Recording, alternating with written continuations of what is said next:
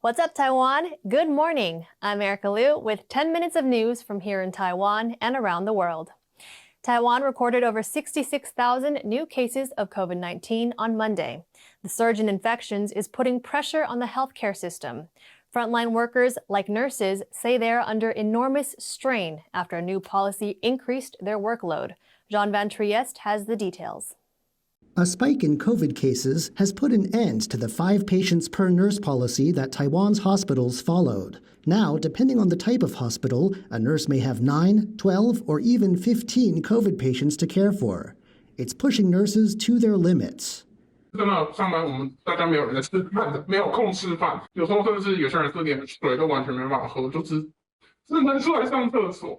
就是中央面一直讲说什么医疗那么没有崩溃啊，没有什么的，就是觉得荒谬，两个平行世界。 Healthcare workers say morale has dropped considerably since Taiwan's early successes with containing the pandemic.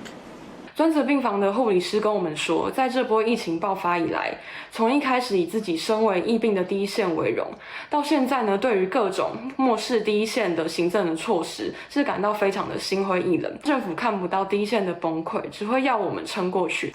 The government is giving nurses a per-patient subsidy as encouragement. But nurses say having less time to spend on each person creates a greater risk to patients' well-being. And experts predict the peak of infections is still 10 to 14 days away, with case numbers only gradually expected to fall off. 它到了高档区以后的盘旋可能会停留15到20天的一个时间，而在15到20天之后呢，那这个整个的确诊的人数才会缓慢的开始来下降。 Which means it's unlikely that Taiwan's nurses and healthcare workers will get any respite in the coming weeks. Damon Lin and John Van Trieste for TaiwanPlus. The 75th Annual World Health Assembly kicked off this Sunday, but a motion to have Taiwan officially invited to take part was voted down. To find out more about Taiwan's bid to join the WHA, our reporter James Chater spoke to Simona Grano, director of the Taiwan Studies Project at the University of Zurich. He began by asking what Taiwan stands to gain from participating in the organization. Well, first of all, the hope, of course, if Taiwan can participate, is that in participating as an observer, even if only as an observer, that Taiwan could sort of like gradually be included in the all-important network of WHO committees that provides sort of like the working framework for the fight against diseases worldwide, right? And however, I have to say that never happened, as the Taiwanese medical community was still being excluded by much of the international health work, even when Taiwan was allowed as an observer. But it would also have, in my opinion, a symbolic importance because it would be one step in the direction of allowing Taiwanese to more fully participate in the international community without being restricted by political frameworks. How significant is the support that we've seen from a host of other countries in the run-up to this particular meeting of the WHA? How unprecedented is this level of support? I think you had this level of support even in 2020, and especially because Taiwan had managed the corona pandemic so brilliantly. And even back then, they said that, you know, they would discuss on the table during the meeting of the WHO whether, you know, it would be possible to include Taiwan in an observer status. And in the end, nothing came out of it. So it's very difficult to predict how things would go. But certainly, Taiwan is gaining momentum. It is gaining allies. So I would say that it's a very difficult thing to predict how it will go. China still looms ever present in this kind of decisions, but this is probably a much more positive moment than we had before in time. So given Taiwan's continued struggle to access international health organizations, is it fair to say the government's pandemic era campaign of, you know, Taiwan can help has so far failed? No, I wouldn't put it that way. Actually, I think that Taiwan has been able to sort of like use this unexpected momentum in having, you know, kept the pandemic under control.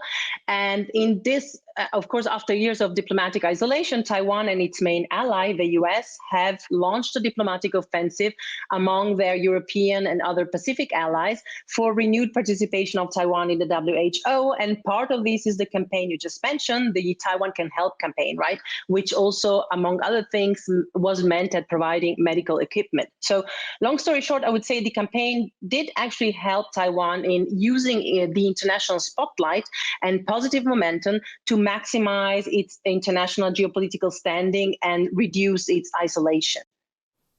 In other health news, Taiwan authorities say they do not have plans to buy vaccines for monkeypox as the rare virus spreads worldwide. Health Minister Chen Shizhong made the remark during Monday's COVID-19 press briefing. The World Health Organization has confirmed at least 92 cases of monkeypox in Europe, North America, and Australia.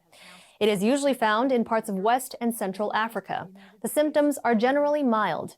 U.S. research has shown that the smallpox vaccine is 85% effective against monkeypox. Taiwan ended smallpox inoculation in the 1970s after the disease was eradicated, meaning only citizens aged 45 or older are currently protected.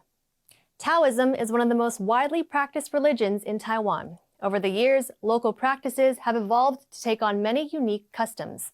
We traveled to the western county of Yunlin to meet a Taoist priest and learn about these special traditions. 我叫蔡祥芬，住伫咱北港镇，今年42岁。我接触道教到即阵，今年拄好满31年了。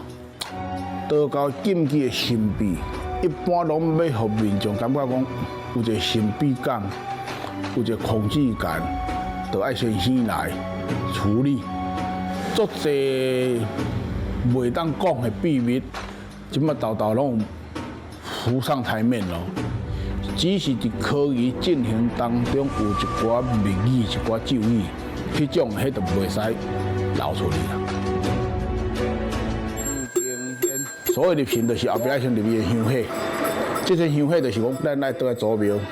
甲祖庙的神讲，较你的香火来入，再来对内底入跩五谷子，代表五谷丰收，较早农业时代代表五谷丰收，再来入跩新竹马咯，再就是咱的财，咱的丁。其中即马但无咱庄海还佫有，还佫爱入一粒零仔银，这粒零仔银就是要保护这身金身。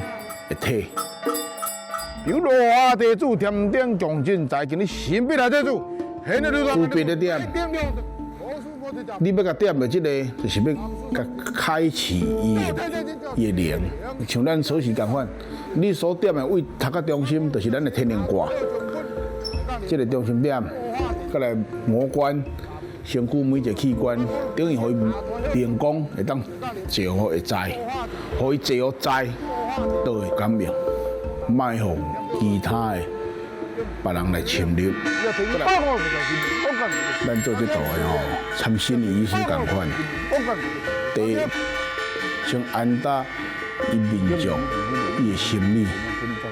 伊今仔日来找你，就是拄着问题，咱就是先豆先参物讲，先豆甲开破，有需要当着法师，咱才来讲啊来祈祷修刷，才来改正，咱就是要甲伊，互伊安定伊的心灵，莫互乌白想。咱台湾到尾啊，道教有可能会直接走正去。